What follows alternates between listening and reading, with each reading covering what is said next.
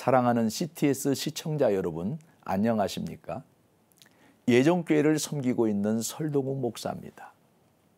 오늘은 마태복음 6장 19절로 24절의 말씀을 근거로 해서 건강한 눈을 갖자라는 주제로 말씀을 드리며 은혜 나누기를 원합니다. 전철을 이용하고 있는데 옆에 젊은 맹인이 바이올린을 앞에다 두고 피아노를 치듯 핸드폰을 두드리고 있었습니다. 화면은 캄캄하고 아무것도 없는데 맹인은 화면을 계속 누르고 있었습니다. 궁금해서 물었습니다.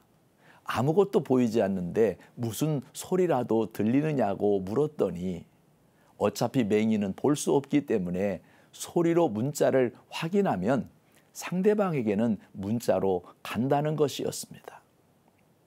젊고 잘생긴 청년이 너무나 해맑게 답하는 모습을 보면서 나 자신을 돌아보게 되었습니다. 여러분, 눈으로 볼 수 있음이 얼마나 감사한 일인지 모릅니다. 눈은 몸의 등불입니다. 갑자기 정전이 되면 이 스튜디오 안은 캄캄해집니다. 낮에 태양의 빛이 밝을 때는, 태양의 빛이 있을 때는 그 빛이 반사되어 볼 수 있지만 캄캄한 밤에 태양의 빛이 사라지고 달빛조차 없을 땐 우리는 칠흑 같은 어둠을 경험하게 됩니다. 그때 빛을 볼 수 있는 것이 눈입니다. 눈이 몸의 등불이기 때문입니다. 예수님도 눈은 몸의 등불이라고 말씀하셨습니다. 본문 22절로 23절에 보면 눈은 몸의 등불이니 그러므로 내 눈이 성하면 온 몸이 밝을 것이요 눈이 나쁘면 온 몸이 어두울 것이니 그러므로 내게 있는 빛이 어두우면 그 어두움이 얼마나 더하겠느냐라고 말씀하셨습니다. 마음에도 눈이 있습니다.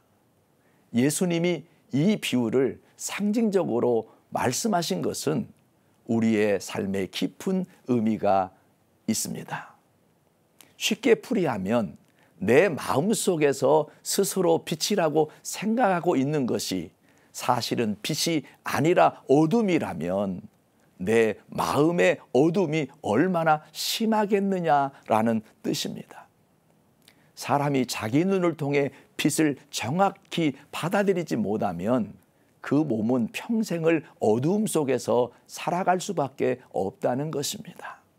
사랑하는 시청자 여러분, 빛은 내 속에 있는 것이 아니라 외부의 어떤 빛의 근원으로부터 빛을 받아야만 그 마음이 밝아질 수 있습니다.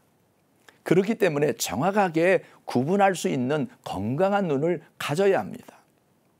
어떤 사람은 자기 마음속에 빛을 받고 있다고 생각하는데 그것이 빛이 아니라 어둠일 때 그 사람의 심령은 죄악이 되는 것입니다. 예를 들어 귀신을 빛이라 생각하고 받아들이거나 이단을 빛으로 잘못 받아들여 어둠 속에 헤매는 것은 건강한 마음의 눈을 가지지 못했기 때문입니다. 오늘 본문의 마태복음에서는 눈이 먼 것에 대한 한예를 물질에 두고 있습니다. 너희를 위하여 보물을 땅에 쌓아두지 말라. 거기는 좀과 동록이 해하며 도둑이 구멍을 뚫고 도둑질하느니라. 오직 너희를 위하여 보물을 하늘에 쌓아두라. 거기는 좀이나 동록이 해하지 못하며 도둑이 구멍을 뚫지도 못하고 도둑질도 못하느니라. 내 보물이 있는 그곳에는 내 마음도 있느니라고 했습니다. 마음의 눈이 먼 자는 재물을 땅에 쌓아두지만 마음의 눈이 밝은 자는 재물을 하늘에 쌓아둔다는 것입니다. 이 말씀을 깨달은 사람이 록펠러입니다. 그는 좋은 돈벌이가 있다는 뉴스 외에는 웃는 얼굴을 보인 적이 없었고 작은 돈이지만 손해봤다는 소리만 들으면 알아 누웠던 사람입니다. 그러던 그가 59세가 되던 그 해에 병이 들었습니다. 음식을 거부하게 되어 작은 양의 크래커와 사나 밀크밖에 먹을 수 없게 되었습니다. 어느 날 의사가 록펠러에게 말했습니다. 돈이냐 생명이냐 하나를 선택하십시오. 의사는 록펠러에게 돈과 생명 둘 중에 하나를 선택하라고 했습니다. 록펠러는 생명을 선택했고 그때부터 재산을 좋은 일에 남을 위해서 쓰며 살기 시작했습니다. 처음에는 그 부정한 돈을 받지 말라는 사회적 비난이 쏟아졌습니다. 그러나 끝없는 기부를 통해 진심이 전달되고 록펠러 자신도 마음의 평화를 얻게 되어 결국 장수할 수 있었던 것입니다. 사랑하는 시청자 여러분, 재물은 어디까지나 사람이 만든 것입니다. 재물은 사람보다 더 낮은 피조물입니다.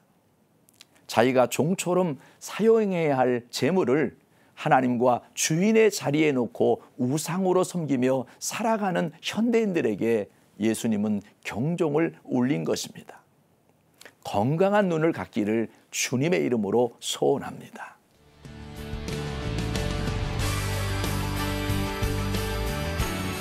In a beautiful